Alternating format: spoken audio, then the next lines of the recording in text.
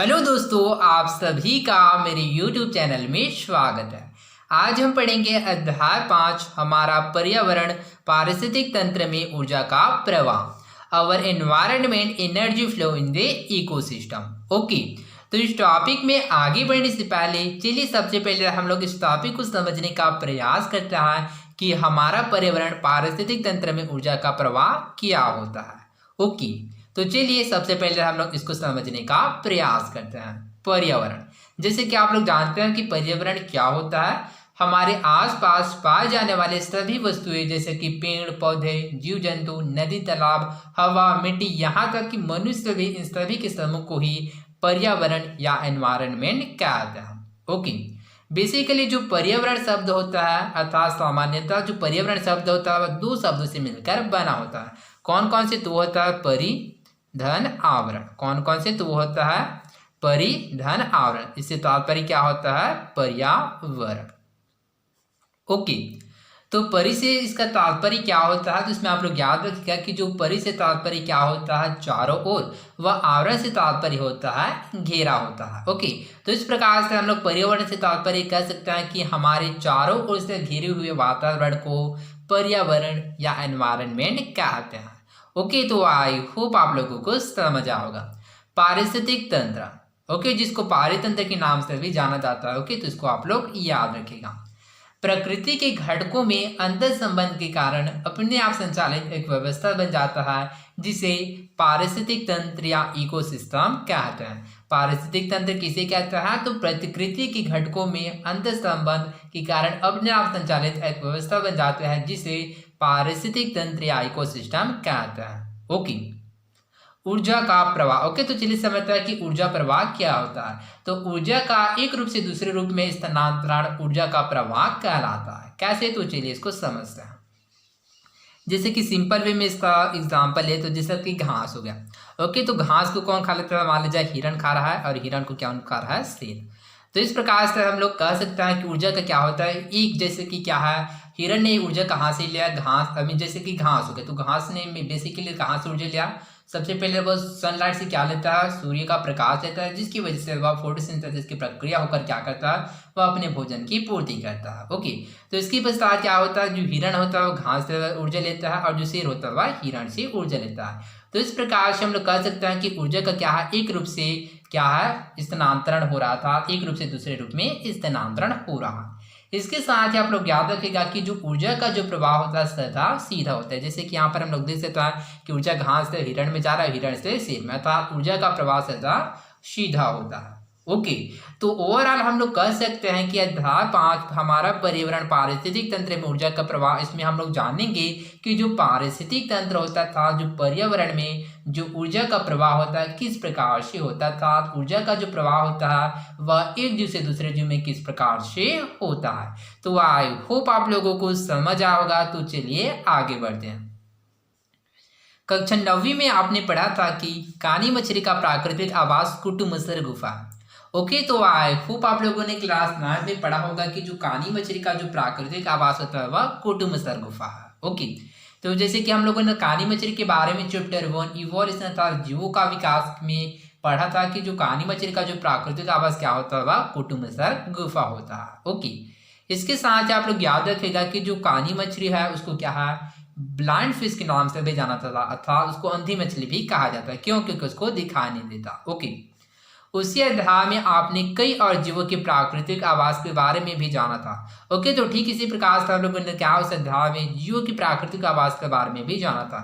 अब ये प्राकृतिक आवास क्या होता है? तो जिससे किसके नाम से स्पष्ट है, किसी सजीव का वह प्राकृतिक स्थान जिसमें वह रहता है प्राकृतिक आवास कहलाता है। ओके, तो इसमें आप लोग कंफ्यूज मत होगा कि प्राकृतिक आवास या फिर आवास में कोई विभिन्नता है। ओके, तो जो प्राकृतिक आवास होता है उसी को ही आवास भी कहा जाता है। ओके, किसी भी जीव के लिए आवास बहुत महत्वपूर्ण होता है। स्वाभाविक सी बात है, किसी भी जीव के लिए क्या है, बहुत आवास क्या है, बहुत ही महत्वपूर्ण होता है। कैसे? तो चलिए इसको समझते हैं। यदि कोई भी जीव क्या होता है जैसे कि अपने आवास में अनुकूलित नहीं होता, तो इस स्थिति में क्या होता है, उस समय के अनुसार क्या होता है, उसकी संख्या में कमी होता है। जिससे कि हम लोग बात करते हैं पक्षियों की। ओके, तो पक्षियों पानी में रहता है क्या? नहीं। ओके, तो कुछ पक्षी होता है तो कुछ समय के लिए पानी में रह सकता है, परंतु क्या होता है जैसे कि जितने भी पक्षी हैं उनको हम लोग पानी में रख दें ज़्यादा से ज़्यादा 1 से 2 दिनों तक, तो क्या वहाँ पर सर्वाइव कर पाएगा? क्या नहीं कर पाएगा। अर्थात इस प्रकार से हम लोग कह सकते हैं कि किसी भी जीव के लिए आवाज़ बहुत महत्वपूर्ण होता है। ओके, आवाज़ के जैविक और अजैविक घटकों से जीवों का अंतर संबंध होता है जो उनके जीवन को प्रभावित करता है। ओके, तो आवाज़ के जैविक और अजैविक घटक, अब ये जैविक और अजैविक घटक क्या होता है? तो जितने भी जीवित जीव है उसको जैविक घटक कहते हैं, जैसे कि जीवाणु हो गया, कवक हो गया, अब घटक जैसे उत्पादक हो गया, उपभोक्ता हो गया, जैसे कि पेड़ पौधे, पक्षी, मानव, मनुष्य, जितने भी जीवित जीव है क्या होता है? जैविक घटक के अंतर्गत आता है। एवं अजैविक घटक किसे कहते हैं? तो जितने भी निर्जीव जीव है वो सभी क्या अजैविक घटक होते हैं, जैसे कि हवा हो गया, पानी हो गया, मिट्टी हो गया, ये सभी क्या होता है? अजैविक घटक होता है। ओके, तो जैविक और अजैविक घटकों से जीवों का अंतर संबंध होता है, अर्थात जैविक घटक और अजैविक घटक दोनों में क्या होता है? आपस में संबंध होता है, जिससे कि हम लोग क्या होते हैं? सजीव होते हैं, अर्थात हम लोग जैविक घटक हैं, परंतु हमको क्या अजैविक घटक की भी जरूरत होती है, जैसे कि हवा की, मिट्टी की, पानी की, ये सभी क्या होता है? अजैविक घटक होता है, परंतु इसके हमको क्या है? आवश्यकता होता है। ओके, जो उनके जीवन को प्रभावित करता था। इस प्रकार से सभी जीवों के लिए क्या होता है? जैविक और अजैविक घटकों क्या होता है? आवश्यक होता है। इस प्रकार से हम लोग कह सकते हैं कि आवास के जैविक और अजैविक घटकों से जीवों का अंतर संबंध था, आपस में संबंध होता है। ओके, जीवों का विकास अध्याय में हमने पढ़ा कि अक्सर आवास में घटकों से अंतर संबंध के फलस्वरूप विविध जीवों का अनुकूलन विविध प्रकार से होता है। ओके, तो इस प्रकार से हम लोगों ने जीवों का विकास इवोल्यूशन अध्याय में पढ़ा था कि अक्सर आवास की में घटकों से अंतर संबंध के फलस्वरूप बहुत सारे जीवों का अनुकूलन अलग अलग प्रकार से होता है। अब ये अनुकूलन क्या होता है? तो किसी जीव का अपना आवास में ढल जाने की प्रक्रिया को क्या कहते हैं? अनुकूलन कहते हैं। ओके, जैसे कि एग्जाम्पल के लिए हम लोग कहानी मछली की बात करें। ओके, तो जो कहानी मछली की जो प्रजाति है क्या होता है? वो तो अलग है, परंतु क्या होता है? कुटुम्ब स्तर गुफा में जाने का कारण क्या होता है? वह अपनी प्रजातियों से भिन्न हो जाता है। क्यों होता है? क्योंकि वह क्या होता है? कुटुम्ब स्तर गुफा में क्या होता है? उसकी आवास में अनुकूलित होता है, अनुकूलित हो जाता था। इस प्रकार से हम लोग कह सकते हैं कि विविध जीवों का अनुकूलन अलग अलग प्रकार से होता है। अनुकूलित जीवों की आबादी बढ़ती रहती है और इसका असर अन्य जीवों की आबादी पर पड़ता है। स्वाभाविक सी बात है, यदि कोई भी जीव क्या अनुकूलित है, उसको पर्याप्त रूप से क्या संसाधन मिल रहा है, तो इस स्थिति में क्या होगा? उसकी जनसंख्या में वृद्धि होगा। ओके, और इसका असर अन्य जीवों की आबादी पर पड़ता है, जिससे कि हम लोग एग्जाम्पल की बात करें तो मनुष्य। ओके, तो मनुष्य की क्या हो रहा है? समय के अनुसार क्या होता है? इसकी जनसंख्या में वृद्धि हो रहा है, परंतु जैसे कि अदर जीव की बात करें, जैसे कि बहुत सारे पक्षियां हो गई या फिर अन्य जीव की बात करें, जो कि क्या होता है? समय के अनुसार उनकी जनसंख्या में कमी हो रहा है। आइए विभिन्न जीवों, उनके आवास और अजैविक घटकों के बीच के अंतर संबंधों का अध्ययन करने के लिए एक गतिविधि करते हैं। तो चलिए हम लोग विभिन्न जीवों, उनके आवास और अजैविक घटकों के बीच किस प्रकार से संबंध होता है, इसका अध्ययन करने के लिए एक गतिविधि करते हैं। ओके, तो जैसे कि यहाँ पर प्रदर्शित है अंतर संबंधों का अध्ययन, study of inter relationship. Okay, तो चलिए समझते हैं कि जैविक एवं अजैविक घटक में किस प्रकार से अंतर संबंध अर्थात किस प्रकार से आपस में संबंध होता है। ओके, तो चलिए आगे बढ़ते हैं। क्रियाकलाप 1। ओके, तो चलिए इसको हम लोग क्रियाकलाप के द्वारा समझने का प्रयास करते हैं। आप अपने घर या स्कूल के आसपास कोई बगीचे जैसी जगह चुन लें। ओके, तो सबसे पहले हम लोग क्या करते हैं? हम लोग घर या स्कूल के आसपास कोई बगीचे जैसी जगह चुन लेते हैं।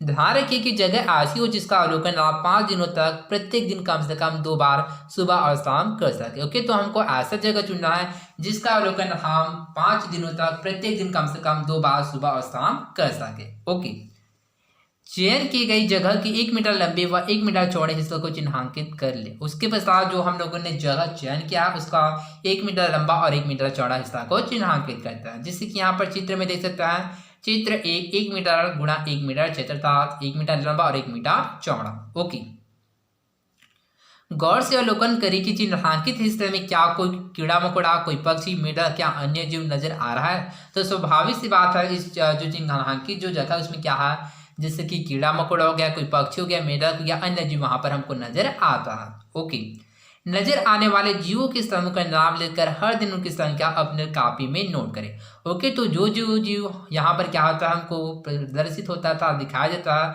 उसका नाम लेकर क्या है उसकी संख्या को नोट करते हैं, जैसे कि पौधे 20, चींटियां 28 आदि। एक जीव की गिनती एक बार ही करने का प्रयास करे, मिट्टी को थोड़ा खोद कर भी जीवों को देखे। ओके, तो एक जीव है उसको क्या गिनते केवल एक बार ही हम लोग करेंगे, और साथ ही क्या करेंगे, जो मिट्टी को थोड़ा खोद कर भी जीवों को देखे। जैसे कि मिट्टी के अंतर्गत रहने वाले जीव जैसे कि केचुआ हो गया, जिसको हम लोग साधारण भाषा में गेंगुरबा के नाम से जानते हैं। ओके, यदि चिन्हांकित जगह पर कोई पेड़ हो तो उसे भी पौधों के समूह में ही गिने। ओके, तो यदि चिन्हांकित जगह में क्या, यदि कोई पौधे का समूह हो तो उसको भी क्या करते हैं, हम लोग क्या करते हैं, पौधे के समूह में ही गिनते हैं। अपने अवलोकन के आधार पर लिखेंगे। इस प्रकार से हम लोग अपने अवलोकन के आधार पर लिखते हैं कि क्या आपको चिन्हांकित जगह पर कोई खाद्य श्रृंखला या खाद्य जाल नजर आ, तो हाँ, इस चिन्हांकित जगह पर खाद्य श्रृंखला एवं खाद्य जाल नजर आ। ओके, तो इस क्वेश्चन का आंसर समझने से पहले चलिए सबसे पहले हम लोग समझते हैं कि खाद्य श्रृंखला एवं खाद्य जाल क्या होता है। ओके, खाद्य श्रृंखला जीवों की श्रृंखला जो भोजन के आधार पर एक दूसरे से संबंधित रहते हैं, खाद्य श्रृंखला कहलाते हैं। खाद्य श्रृंखला किसे कहते हैं, तो इसमें आप लोग याद रखिएगा कि जीवों की श्रृंखला जो भोजन के आधार पर एक दूसरे से संबंधित रहते हैं, खाद्य श्रृंखला कहलाता है। ओके, इसी प्रकार से है खाद्य जाल। तो खाद्य जाल क्या होता है, तो इसमें आप लोग याद रखिएगा विभिन्न खाद्य श्रृंखला मिलकर खाद्य जाल बनाता है। ओके, तो चलिए इसको एग्जाम्पल के द्वारा समझते हैं, जैसे कि खाद्य श्रृंखला। ओके, तो चलिए सिंपल से एग्जाम्पल लेते हैं, जैसे कि घास हो गया, घास को कौन खाता है, हिरण खाता है, हिरण को कौन खाता है, शेर खाता है। ओके, चलिए इसको क्या करते हैं, हम लोग जो एग्जाम्पल दिया गया उसी से रिलेट करके लिखते हैं। ओके, तो चलिए इसको कैंसिल करते हैं। जैसे कि यहाँ पर हम लोगों ने यहाँ पर क्या किया, ऑब्जर्वेशन किया, तो यहाँ पर हम लोग देख सकते हैं यहाँ पर कुछ क्या होगा, छोटे कीड़े मकोड़े होंगे। तो चलिए हम लोग क्या लिखते हैं, कीड़े मकोड़े होंगे। ओके, अब स्वाभाविक सी बात है, कीड़े मकोड़े है तो वहाँ पर चिल्ले मेढक भी हो सकता है, तो मेढक लिखते हैं। और मेढक को कौन खाता है, जैसे कि सांप हो गया।